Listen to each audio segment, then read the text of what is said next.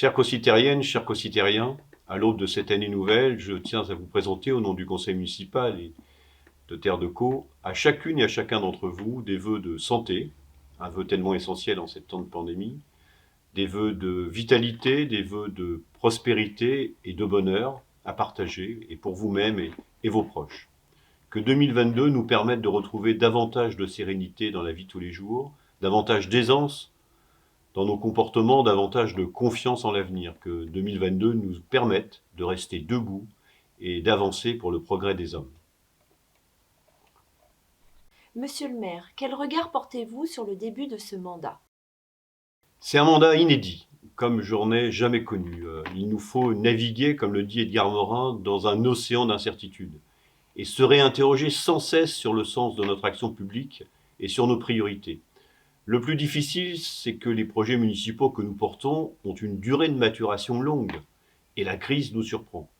Et en même temps, on est bien obligé de revenir à l'essentiel, la santé de chacun, l'attention de nos proches, le respect de notre travail, l'éducation de nos enfants et l'avenir aussi. L'essentiel ne s'oppose pas au long terme. C'est ici et maintenant, mais c'est aussi pour demain. Où en est-on de la crise sanitaire en Terre de Caux? La situation est difficile lorsque nous n'échappons pas à la viralité du Covid bien plus qu'ailleurs. Nous savons bien que toutes les interactions sociales aujourd'hui sont des interactions à risque, notamment les plus festives, et cela même en famille. C'est ce qui nous coûte le plus. Être source de contagion auprès de ses proches, c'est terrible. Nous sommes vaccinés, nous respectons les protocoles de protection sanitaire, bien sûr. Mais je pense aussi à notre jeunesse qui voit son bel âge noirci par cette pandémie. Je veux rendre hommage à la communauté médicale et soignante de Terre de Caux, qui sont tous d'un dévouement respectable, à nos pompiers, au personnel communal, aux enseignants de nos écoles, à tous les actifs de la première ligne sans lesquels nous ne pourrions plus rien faire. Un grand merci à eux, très sincèrement, ils forcent notre respect. Nous leur savons gré de ce qu'ils ont fait chaque jour, ce qu'ils font chaque jour pour notre santé et pour que nous puissions être là tous les jours. Restons solidaires avec eux. Vous nous avez rappelé que l'école est au cœur de la commune nouvelle. Où en êtes-vous de vos projets pour l'école? Je vous rappelle que ces projets concernent d'une part l'extension de l'école Luc Ferry à Ricarville, passant de 3 à 5 classes, d'autre part l'extension à 3 à 6 classes de l'école maternelle de Camille Claudel à Fauville, avec la création sur le même site d'un pôle de restauration et d'accueil périscolaire. Ces deux chantiers doivent démarrer début 2022. En effet, pour Ricarville, des adaptations au projet initial ont été réalisées au cours de l'année 2021 pour répondre aux exigences de la loi sur l'eau. Le dossier est en cours de validation. Pour Fauville, l'ensemble des marchés aux entreprises ont été attribués en fin d'année 2021. La première phase de travaux, qui va démarrer ce printemps, consiste à construire 2 nouvelles classes et leurs dortoirs pour disposer à la rentrée 2023 de 5 classes de maternelle sur le même site. Une 6e classe est prévue dans la phase suivante avec la réhabilitation du bâtiment actuel. Nous faisons au mieux pour respecter le calendrier prévisionnel en tenant compte des contraintes liées au contexte particulier de la crise sanitaire afin d'atteindre notre objectif qui, je le rappelle, est d'adapter la capacité d'accueil des écoles à l'évolution de la population et d'offrir de meilleures conditions d'accueil. Un engagement premier de la constitution de notre commune nouvelle. Le commerce a été frappé par la crise. Comment avez-vous réagi? Nous n'avons pas réagi face à la crise. Nous avons agi, et très vite, avec l'Agence de développement économique de Caussène, nous avons imaginé les mécanismes de soutien à nos commerces. Ainsi, pour accompagner les établissements fermés administrativement, il a été décidé une aide au loyer financée par Caussène Agglo. À Terre de Caux, une dizaine de commerçants en ont profité. La commune, quant à elle, a suspendu les droits de place. Par ailleurs, pour basculer en click and collect, l'agence a favorisé la création d'un site de vente en ligne, acheté sur Caussène, ce qui a également permis la poursuite de l'activité pour nombre de commerces. Aussi, un dispositif de bons d'achat au profit des cafés, hôtels et restaurants a favorisé leur reprise. Enfin, malgré les incertitudes, nous avons soutenu la dynamique commerciale et l'organisation du très réussi marché de Noël. En 2022, nous poursuivrons le soutien à l'installation de nouveaux commerces ou à leur modernisation. Vous prétendez que la commune nouvelle a gagné en attractivité.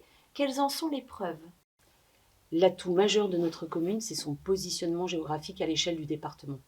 à la sortie de l'autoroute A29, avec sa toute récente aire de covoiturage, située entre Le Havre et Rouen. Et ce positionnement est un facteur d'attractivité pour notre commune. D'abord pour les professionnels, pour les commerçants, pour les entrepreneurs, pour les artisans, pour les professions libérales, pour les particuliers. Il suffit de se promener dans le bourg et dans les villages alentours pour constater le nombre de constructions actuellement en cours. Et puis également pour les services publics. Et là, je pense évidemment tout particulièrement aux services du département. Le département a fait le choix, il y a 4 ou 5 ans, de choisir notre commune pour y installer une des 5 unités territoriales d'action sociale à l'endroit de l'ancien hôtel communautaire, juste à côté du centre médico-social, lui aussi départemental, actuellement en cours d'agrandissement pour accueillir une nouvelle unité d'action sociale pour l'enfance. Autant d'arguments qui témoignent de l'attractivité de notre commune nouvelle Terre de Caux, pour laquelle il faut continuer à œuvrer, à travailler, à promouvoir durant l'année 2022. Les gendarmes ont emménagé dans la nouvelle caserne. Quels ont été vos choix en matière de sécurité ?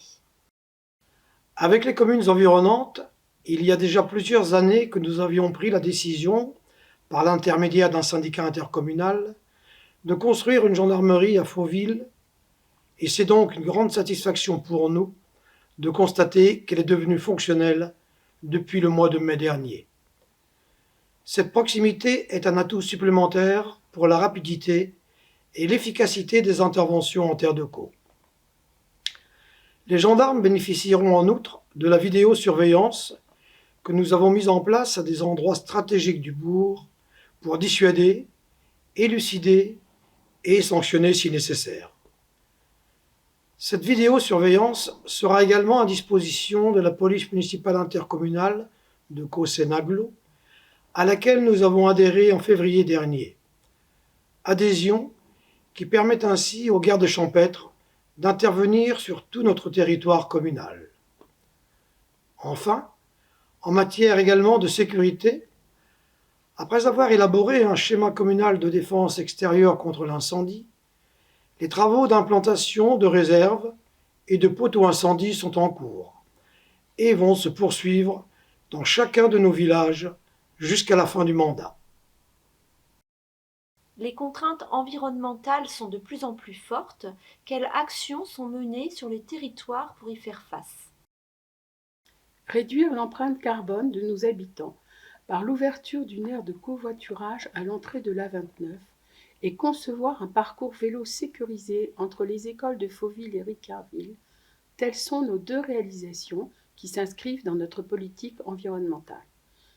Nous nous sommes déjà engagés dans une démarche zéro phyto au bourg et dans les villages, et nous l'intensifions avec le concours de tous les jardiniers. En matière de déchets, nous œuvrons avec Caux-Seine-Aglo pour les réduire. En 2022, nous voulons assurer l'amélioration du tri, la conduite des actions d'information et de formation, car chaque geste compte. C'est par leur multiplication que nos efforts seront récompensés. Je formule le vœu que chacun en fasse davantage encore, tant il reste à faire. Vous n'avez jamais renoncé à faire de la culture une marque de fabrique de la commune nouvelle. Sur quelle action se développe votre politique culturelle ? La politique culturelle a toujours été au cœur de notre engagement municipal. Et je définirai nos actions par 3 mots. Qualité, solidarité et partenariat. Qualité, car notre programmation a toujours le souci d'offrir des spectacles de qualité aux habitants de notre territoire. Les spectateurs de la Rotonde le savent, nous le disent et reviennent en confiance. Solidarité, car nous devons soutenir les artistes et les intermittents du spectacle qui souffrent de la situation actuelle et ont besoin de se produire sur des scènes devant un public qui lui aussi a besoin de respirer la culture. Enfin, partenariat, car nous sommes sur un territoire qui ne s'arrête pas aux limites de Terre de Caux. Partenariat avec Ciné-Scène pour le cinéma, avec le département pour le festival Terre de Parole, et bien sûr avec notre agglo, à travers les médiathèques, mais également avec les autres salles de spectacle, puisqu'un système d'abonnement permet aux Caux-Citériens de bénéficier de tarifs réduits dans tous les lieux de culture de Caux-Seine-Aglo. La commune nouvelle, c'est l'alliance des villages et du bourg urbain. Que faites-vous pour garantir la ruralité ? Garantir la ruralité, C'est se donner les moyens de garder l'identité de nos 7 communes historiques qui composent notre commune nouvelle Terre de Caux. Chaque village et le bourg ont leur histoire, leur patrimoine, leurs habitants. C'est la raison pour laquelle nous vous convions à vous promener sur nos différents circuits de randonnée que vous pouvez retrouver sur notre site internet ou en mairie de Terre de Caux. Vous pourrez admirer ainsi tout ce que la campagne de Terre de Caux peut nous apporter en beauté, en bien-être, en sérénité. C'est profiter de nos paysages faits de hêtres et de clos masures, de mares et d'animaux, de champs colorés en toute saison. Garantir la ruralité, c'est aussi avoir tout d'une grande, tout en restant à dimension humaine. Nos écoles, nos commerces, nos services, toutes les activités diverses et variées qui donnent à notre bourg sa vitalité et à nos villages leur tranquillité. C'est de cette manière que nous continuerons à garantir la ruralité en Terre de Caux.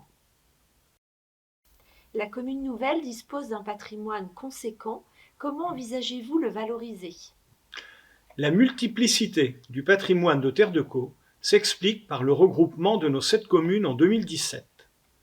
Il est donc très important de mettre en valeur ce patrimoine, car cela permet à un plus grand nombre de personnes d'en prendre conscience et d'y être sensibles.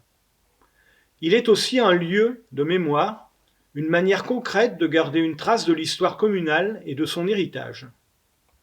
Si nous voulons le transmettre en bon état aux générations futures, il est nécessaire, pour le mettre en valeur, de le protéger, de l'entretenir de façon régulière, voire d'entreprendre de gros travaux de rénovation si besoin. Nous en dressons l'inventaire. On pourrait ajouter l'ouverture au public de certains bâtiments lors des journées du patrimoine, comme l'église Saint-Léger d'Auzouville-au-Berbosc, dont nous terminons la restauration. Un véritable joyau. Vu l'importance du patrimoine de Terre de Caux, sa mise en valeur appelle un financement important. Elle ne pourra donc se faire que progressivement. Les premières ressources de la commune sont les agents qui assurent le service public. Que faites-vous pour qu'ils l'assurent au mieux en ces temps de pandémie ? Face à la pandémie, la commune applique le protocole national pour assurer la santé et la sécurité de ses agents, et donc met en œuvre les règles sanitaires renforcées dans le cadre du travail en présentiel, avec désinfection des postes de travail, fait respecter les gestes barrières avec fourniture de masques et de protection spécifiques pour les agents au contact du public. La commune de Terre de Caux a recours également au télétravail, qui participe activement à la prévention du risque d'infection à la Covid-19 en limitant les déplacements et la densité des agents dans les bureaux. La commune a dû augmenter ponctuellement ses effectifs afin d'assurer la désinfection dans les écoles, cantines, garderies et salles des fêtes, qui ont engendré un surcroît de tâches et un surcoût de dépenses qui sont indispensables à la protection sanitaire des habitants et des agents. Dans cette période très particulière de Covid, la commune de Terre de Caux se doit d'assurer le service public auprès des concitoyens, tout en protégeant ses agents. On continue de construire au bourg ou dans les villages. Comment expliquez-vous cette tendance et que préparez-vous pour l'avenir ? Il est sûr que Terre de Caux est victime de son succès. Les activités commerçantes du bourg et le projet scolaire en font une destination de choix pour les familles. Les villages sont eux aussi très prisés pour leur proximité de la sortie d'autoroute.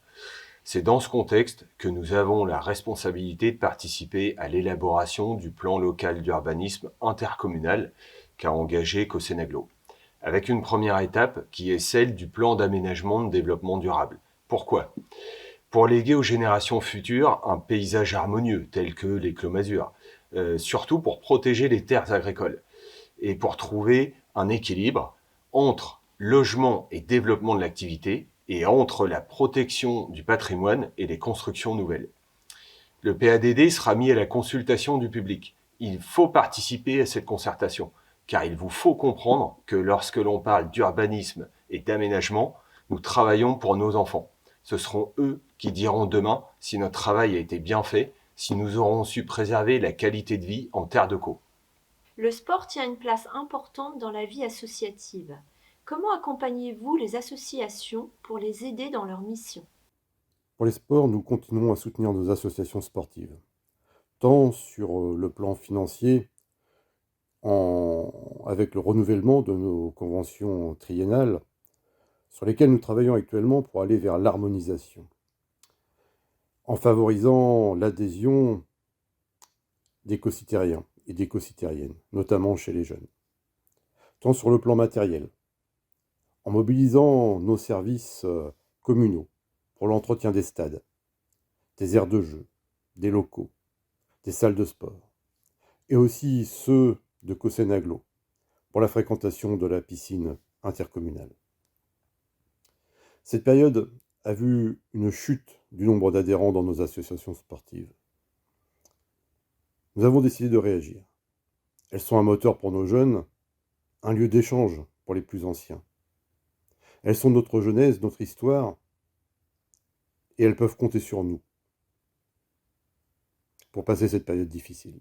La pandémie nous a rappelé combien il était nécessaire de prendre soin de nos aînés. Quelles ont été vos actions en la matière ? Pendant cette pandémie, nous avons beaucoup pensé à nos aînés et surtout à nos personnes seules, isolées et vulnérables, en les appelant régulièrement et plus particulièrement pendant le plan canicule et d'urgence hivernale. Nous avons mis en place rapidement, avec l'aide des pompiers, la vaccination pour les plus de 80 ans. Pour rappel, nous avons été parmi les premiers de la Seine-Maritime à avoir la première dose en Terre de Caux. Nous avons aussi distribué des kits manuels individuels à tous nos résidents durant le confinement. Enfin, nous sommes restés en appui de tout le travail des personnels de l'EHPAD. Monsieur le maire, pour finir, quelle perspective vous donnez-vous pour cette année 2022 ? Les 4 années à venir constituent le cœur du mandat municipal, ce qui permet le déploiement du programme. Et cela avec le concours des autres collectivités, l'agglo, le département, la région, ainsi que l'État. La commune nouvelle est lauréate du programme Petite Ville de demain.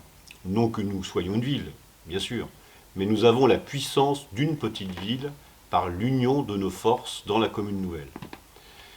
Dans ce programme que nous inscrivons à la fois nos projets d'investissement communaux, à commencer par ceux de l'école, mais également ceux de l'agglo avec la maison des services publics et l'extension de la zone d'activité, du pot cassé, ceux du département pour l'action sociale, qu'il développe depuis Fauville, de la Seine à la mer, et ceux de la région avec la restructuration en profondeur de l'école d'horticulture, sans oublier le déploiement de la fibre sur tout le territoire communal.